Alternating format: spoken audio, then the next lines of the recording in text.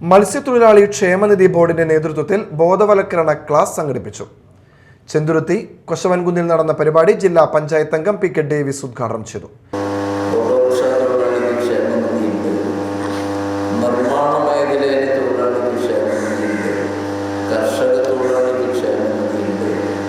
വ്യത്യസ്ത മേഖലകളിലുള്ളവർക്കൊക്കെ ക്ഷേമനിധികളുണ്ട്.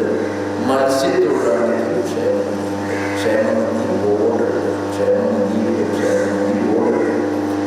ആ ക്ഷേമനിധി ബോർഡ് മത്സ്യത്തൊഴിലാളികളുടെ ക്ഷേമം ലക്ഷ്യമാക്കി ഗവൺമെന്റ് സ്ഥാപിച്ച് നടത്തിവരുന്ന ഒരു സംവിധാനമാണ് ക്ഷേമനിധി ബോർഡ്.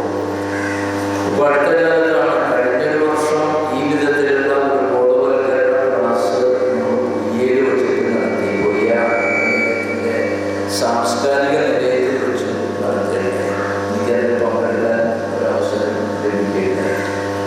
ഈ വർഷം മത്സ്യത്തൊഴിലാളികളുടെ ഒരു നടുപ്രദേശം എന്നൊക്കെ പറയാവുന്ന ഈ ചെന്തുരുത്തി കൊശവൻകുന്ന് പ്രദേശത്ത് വെച്ച് മത്സ്യത്തൊഴിലാളി ക്ഷേമനിധി ബോർഡിന്റെ ക്ലാസ് ഇപ്പോൾ വാർഡ് മെമ്പർ സൗമ്യ രഞ്ജിത്ത് അധ്യക്ഷത വഹിച്ചു. പഞ്ചായത്ത് അംഗം വിജീഷ്, ഷാജു ചാലക്കുടി, വിപിൻ കാനാടി, ജിനൻ കാനാടി എന്നിവർ സംസാരിച്ചു.